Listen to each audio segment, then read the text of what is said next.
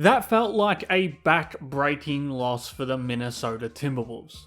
Game 3, series tied at 1 apiece, they come out with more energy and execution than their Game 2 blowout loss, but they get beaten by a Spurs team who just seemed that little bit better than they were.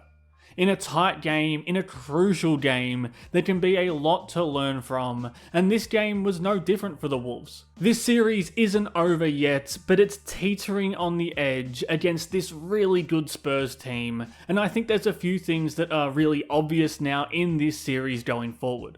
Unfortunately, the first thing that stood out on film and for Chris Finch on the sidelines is that the Mike Conley playoff magic might have run out.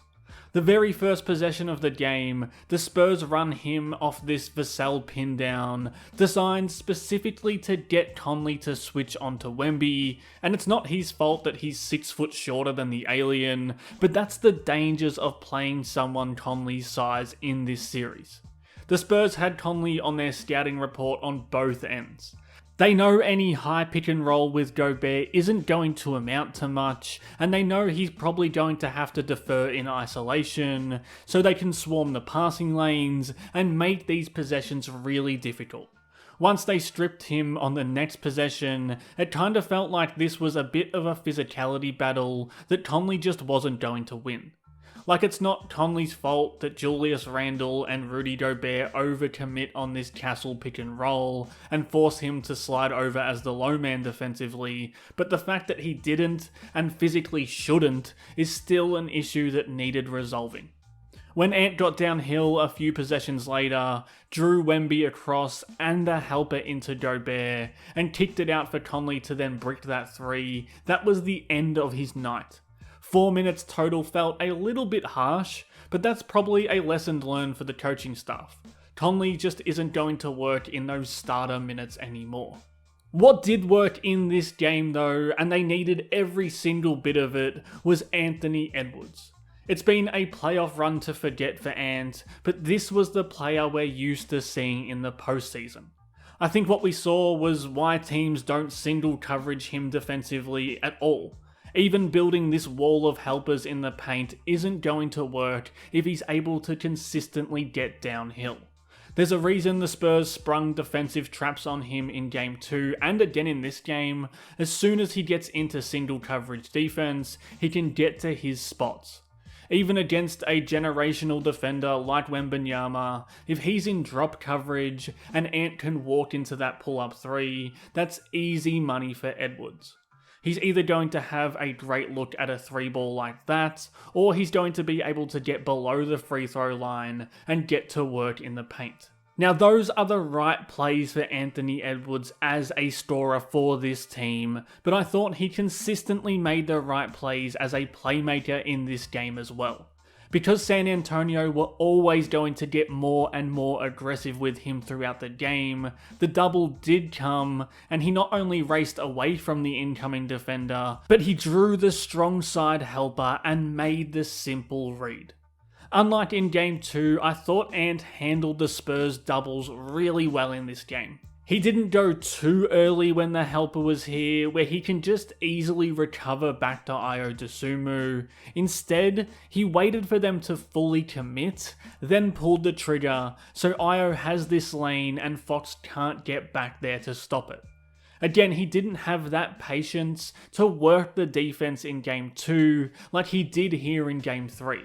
When Fox comes here, the Spurs cycle up Vassell onto Randle, so that pass doesn't make sense, but McDaniels cutting in behind that is the right read, and he makes it and gets them to the free throw line.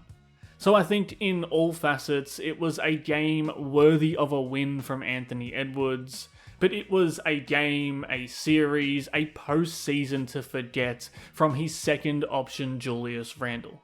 In this series, Minnesota are 23.8 points per 100 possessions worse when Randle is on the floor compared to off the floor. As many have before him, he's been completely twisted by the Wemby factor, and he's at 15 points on under 36% from the field, with just 1.3 assists per game to 4 turnovers per game in this series so far. Individually, he has imploded offensively in these 3 games, but he's also really hurting what the Wolves need to do as a team to be able to win this series. Because he's been so bad at his usual on-ball role and he's unreliable off-ball as a shooter, he's now become a real problem for the offense. Here's that same situation as earlier. The double comes up at Edwards, which triggers the next man to cycle up, and he's not going to cut or make the open 3, and that's just a killer against these aggressive coverages. Because he isn't making 3s, when Ant gets doubled in the post, and they find the weak side and manufacture this 3-on-1 overload, he won't shoot the 3 or make them pay off the drive. They are crucial possessions to not make good on advantage situations. The Spurs are really good. Their defense is really, really good. They have the best defender on the planet. These are all obstacles, and when Minnesota is able to avoid those obstacles and their second option proves incapable of capitalizing on it, that's how a series slips away really quickly. And it's how teammates lose confidence as well. Like, I still think when the double comes here that Edwards should find Randle, but with the evidence we have from this series and really this whole season, it's hard to argue that an Ant step back going to his left isn't better offensive process. Because the other side of this power forward coin is that Naz Reed has finally caught a rhythm again in this series. Reed is averaging 14 points, 2 assists and 1.3 turnovers in almost 6 minutes fewer per game compared to Randle, and most importantly, he's shooting the piss out of the ball from long range, and that shooting, combined with his assertiveness off the catch, makes him instantly a viable option for this series.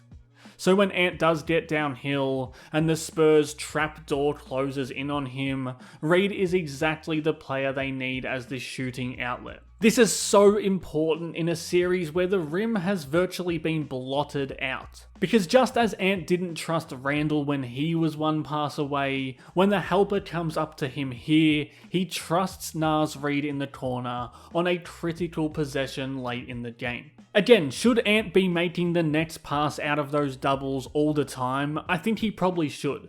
But you felt the difference in this game on who is going to make a play out of it when he does. And if Minnesota can take anything from this pretty brutal loss, it should be that.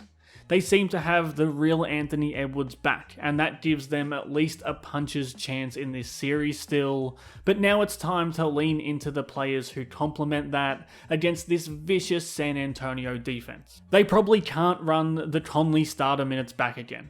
They probably need to make some tough decisions with the Julius Randle Naz Reed conundrum, and they probably need to do those things as soon as Game 4, or this series could drift away from them. If you liked this breakdown, subscribe to the channel, like this video, and give me your takes on the rest of this series in the comments below. Thanks again for watching.